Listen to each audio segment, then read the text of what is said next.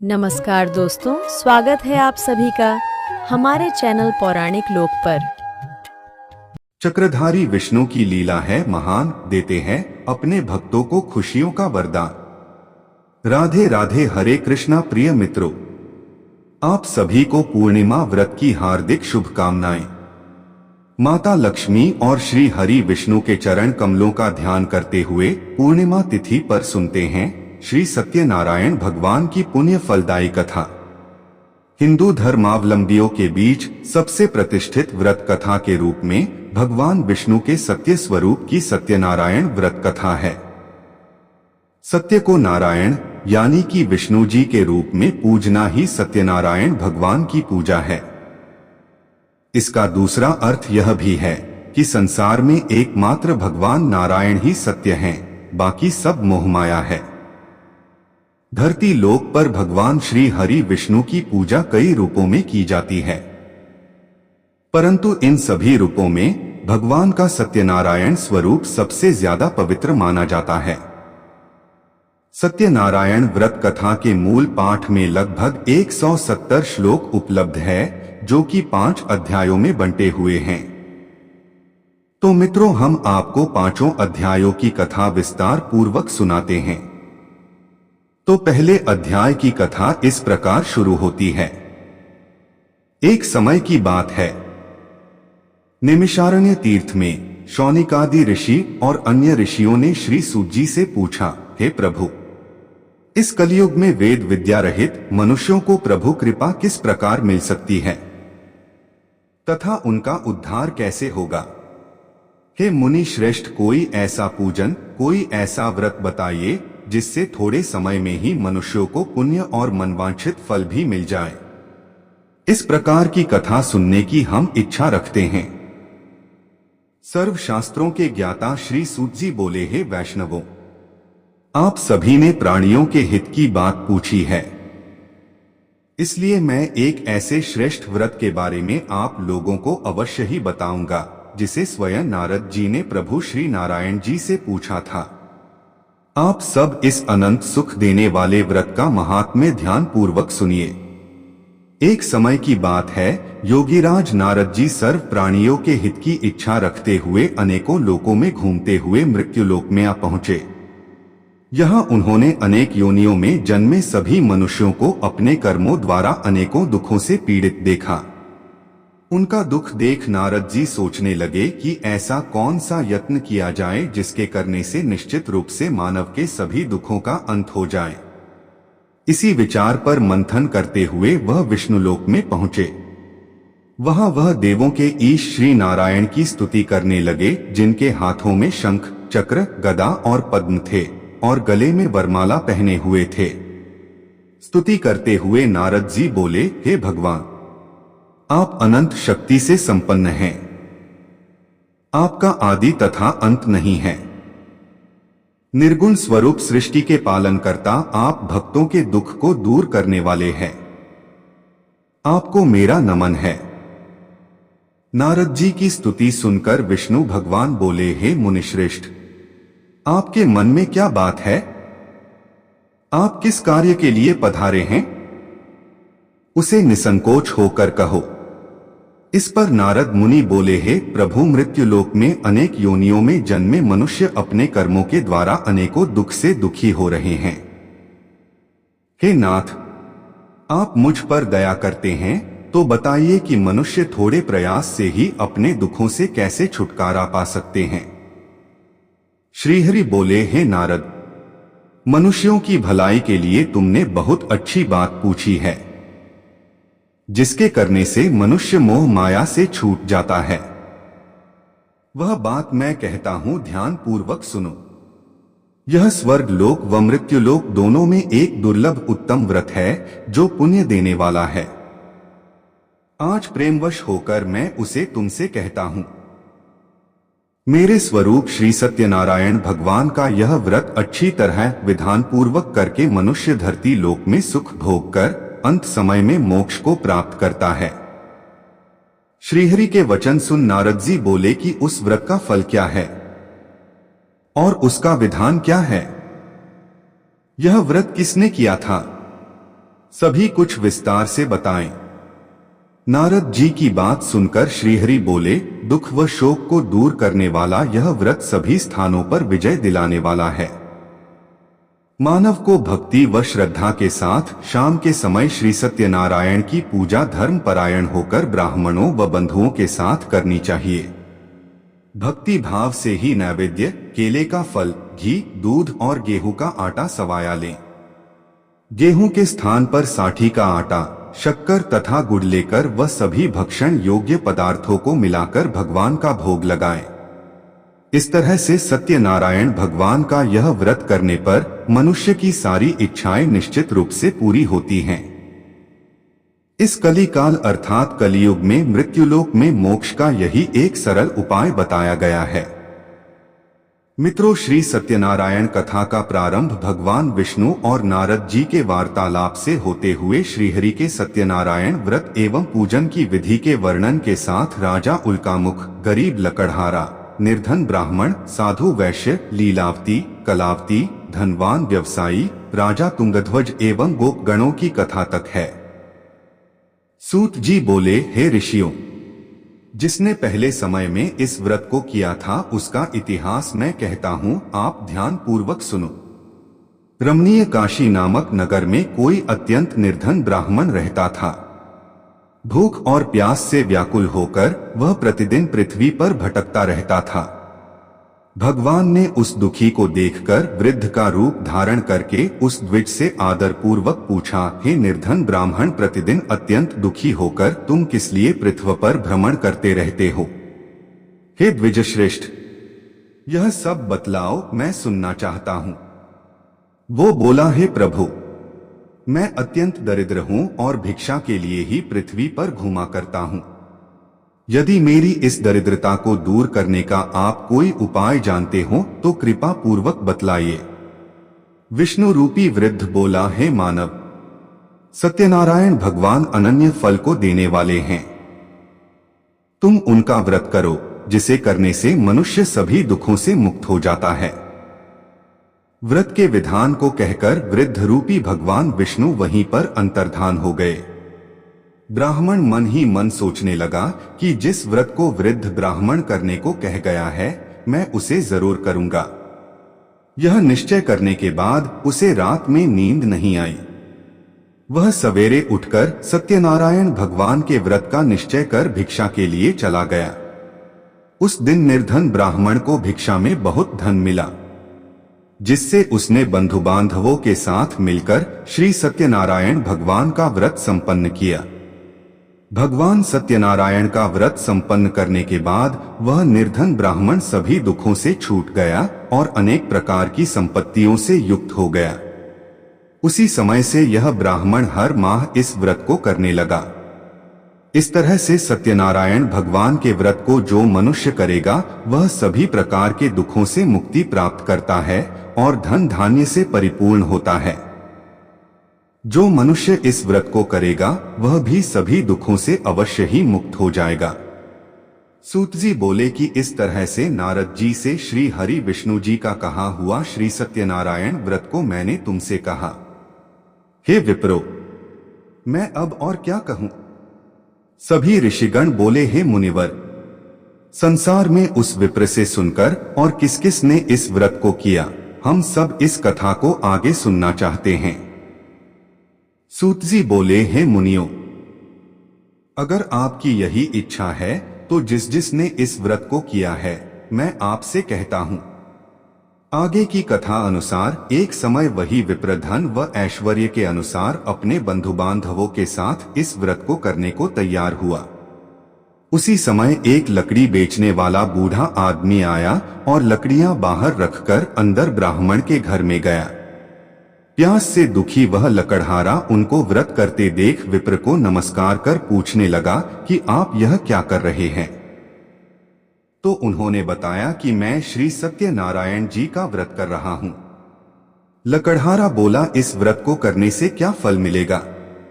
कृपया मुझे भी बताएं। ब्राह्मण ने कहा कि सब मनोकामनाओं को पूरा करने वाला यह सत्यनारायण भगवान का व्रत है। इनकी कृपा से ही मेरे घर में धन धान्य आदि की वृद्धि हुई है। विप्र से सत्यनारायण व्रत के बारे में जानकर लकड़हारा बहुत प्रसन्न हुआ। चरणामृत लेकर व प्रसाद खाने के बाद वह अपने घर गया। लकड़हारे ने अपने मन में संकल्प किया कि आज लकड़ी बेचने से जो धन मिलेगा उसी से श्री सत्यनारायण भगवान का उत्तम व्रत करूंगा। मन में इस विचार को ले बूढ़ा आदमी सिर पर लकड़ियां रख उस नगर में बेचने गया जहां धनी लोग ज्यादा रहते थे। उस दिन नगर में उसे अपनी लकड़ियों का दाम पहले से 4 गुना अधिक मिलता है। बूढ़ा प्रसन्नता के साथ दाम लेकर केले, शक्कर, घी, दूध, दही और गेहूं का आटा और व्रत की अन्य सामग्रियां लेकर अपने घर गया। वहां उसने अपने बंधु बांधवों को बुलाकर विधि विधान से सत्यनारायण भगवान का पूजन और व्रत किया। इस व्रत के प्रभाव से वह बूढ़ा लकड़हारा धन धान्य और पुत्र रत्न आदि से युक्त होकर संसार के समस्त सुख भोग कर अंत काल में बैकुंठ धाम चला गया। सूत जी बोले, हे श्रेष्ठ मुनियों, अब आगे की कथा कहता हूँ। पहले समय में उल्कामुख नाम का एक बुद्धिमान राजा था। वह सत्यवक्ता और जितेंद्रिय था। प्रतिदिन देव स्थानों पर जाता और निर्धनों को धन देकर उनके कष्ट दूर करता था। उसकी पत्नी कमल के समान मुख वाली तथा सती साध्वी थी। भद्रशिला नदी के तट पर उन दोनों ने श्री सत्यनारायण भगवान का व्रत किया। उसी समय साधु नाम का एक वैश्य आया। उसके पास व्यापार करने के लिए बहुत सा धन भी था। राजा को व्रत करते देखकर वह विनय के साथ पूछने लगा, हे राजन, भक्तिभाव से पूर्ण होकर आप यह क्या कर रहे हैं? मैं सुनने की इच्छा रखता हूं तो आप मुझे बताएं। राजा बोला, हे साधु, अपने बंधु बांधवों के साथ पुत्रादि की प्राप्ति के लिए मैं श्री सत्यनारायण भगवान का व्रत व पूजन कर रहा हूं। राजा के वचन सुन साधु आदर से बोला, हे राजन, मुझे इस व्रत का सारा विधान कहिए। आपके कथनानुसार मैं भी इस व्रत को करूंगा। मेरी भी संतान नहीं है और इस व्रत को करने से निश्चित रूप से मुझे संतान की प्राप्ति होगी। राजा से व्रत का सारा विधान सुन व्यापार से निवृत्त हो वह अपने घर गया। साधु वैश्य ने अपनी पत्नी को संतान देने वाले इस व्रत का वर्णन कह सुनाया और कहा कि जब मेरी संतान होगी तब मैं इस व्रत को करूंगा। साधु ने इस तरह के वचन अपनी पत्नी लीलावती से कहे।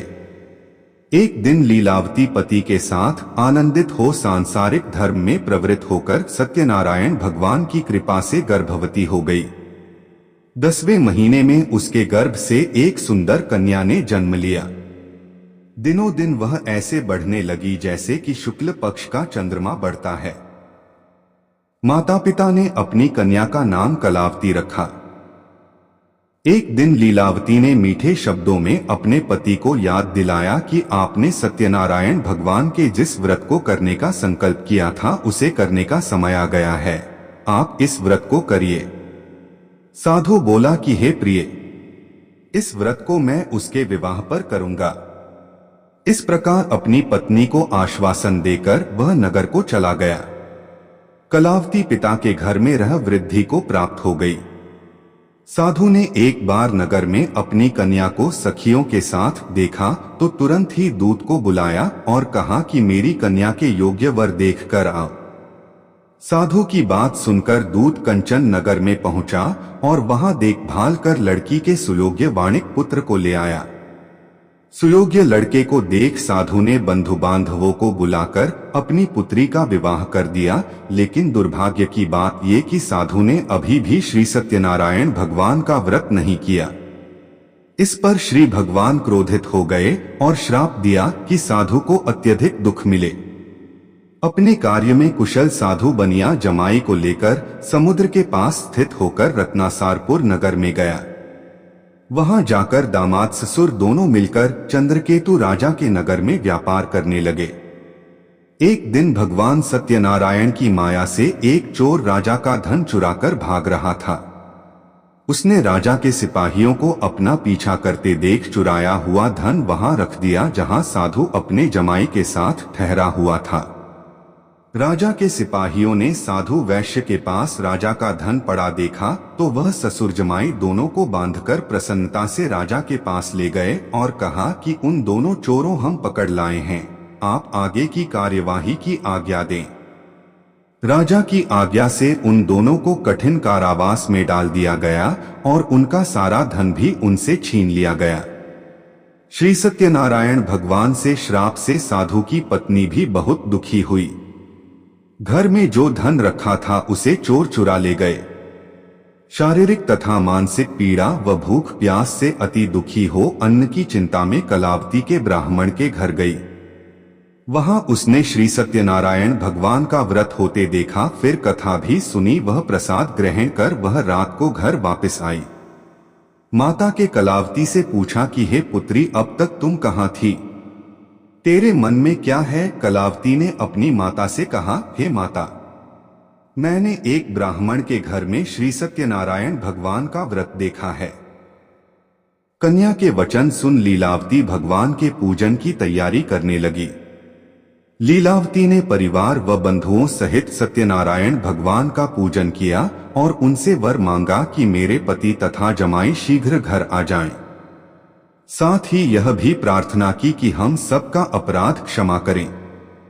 श्री सत्यनारायण भगवान इस व्रत से संतुष्ट हो गए और राजा चंद्रकेतु को सपने में दर्शन दे कहा कि हे राजन, तुम उन दोनों वैश्यों को छोड़ दो और तुमने उनका जो धन लिया है उसे वापस कर दो। अगर ऐसा नहीं किया तो मैं तुम्हारा धन, राज्य व संतान सभी को नष्ट कर दूंगा। राजा को यह सब कहकर वह अंतर्धान हो गए।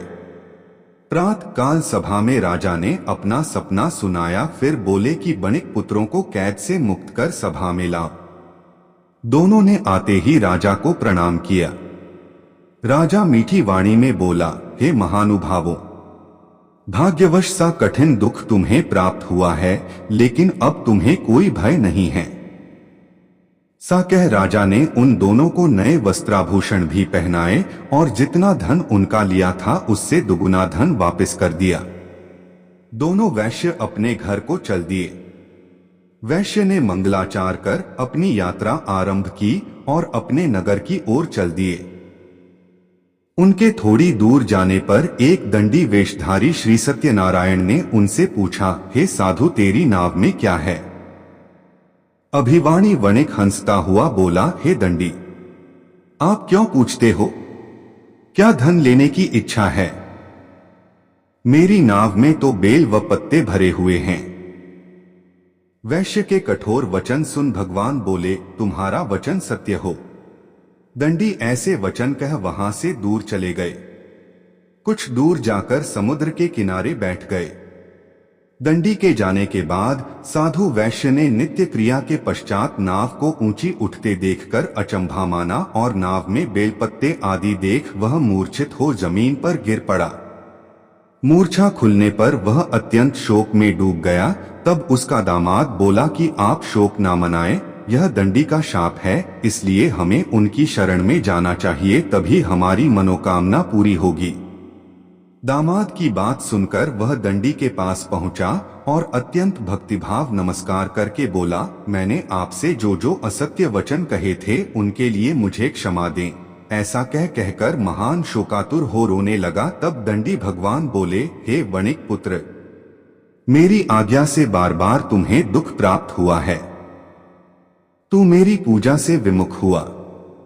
साधु बोला, हे भगवान, आपकी माया से ब्रह्मा आदि देवता भी आपके रूप को नहीं जानते, तब मैं अज्ञानी कैसे जान सकता हूँ?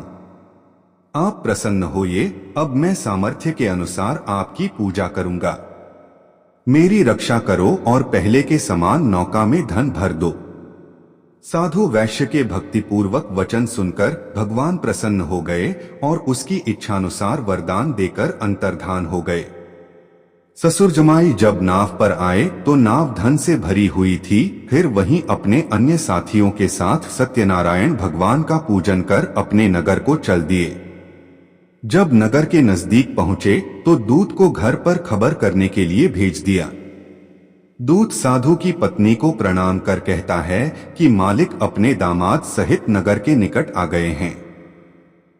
दूत की बात सुन साधु की पत्नी लीलावती ने बड़े हर्ष के साथ सत्यनारायण भगवान का पूजन कर अपनी पुत्री कलावती से कहा कि मैं अपने पति के दर्शन को जाती हूँ, तू कार्य पूर्ण कर शीघ्र आ जा।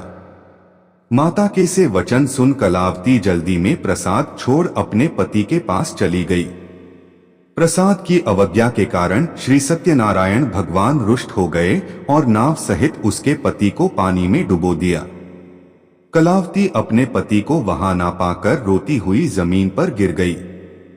नौका को डूबा हुआ देख व कन्या को रोता देख साधु दुखी होकर बोला कि हे प्रभु, मुझसे तथा मेरे परिवार से जो भूल हुई है उसे क्षमा करें। साधु के दीन वचन सुनकर श्री सत्यनारायण भगवान प्रसन्न हो गए और आकाशवाणी हुई, हे साधु, तेरी कन्या मेरे प्रसाद को छोड़कर आई है, इसलिए उसका पति अदृश्य हो गया है। यदि वह घर जाकर प्रसाद खाकर लौटती है तो इसे इसका पति अवश्य मिलेगा। ऐसी आकाशवाणी सुन कलावती घर पहुंचकर प्रसाद खाती है और फिर आकर अपने पति के दर्शन करती है। उसके बाद साधु अपने बंधु बांधवों सहित श्री सत्यनारायण भगवान का विधि विधान से पूजन करता है। इस लोक का सुख भोग वह अंत में स्वर्ग जाता है। सूत जी बोले, हे ऋषियों, मैं और भी एक कथा सुनाता हूं, उसे भी ध्यानपूर्वक सुनो। प्रजापालन में लीन तुंगध्वज नाम का एक राजा था। उसने भी भगवान का प्रसाद त्याग कर बहुत ही दुख सहन किया। एक बार वन में जाकर वन्य पशुओं को मारकर वह बड़ के पेड़ के नीचे आया। वहां उसने ग्वालों को भक्तिभाव से अपने बंधुओं सहित सत्यनारायण भगवान का पूजन करते देखा।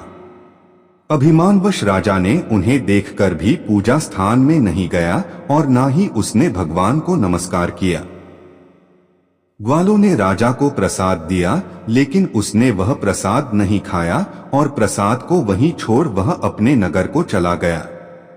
जब वह नगर में पहुंचा तो वहां सब कुछ तहस-नहस हुआ पाया तो वह शीघ्र ही समझ गया कि यह सब भगवान ने ही किया है।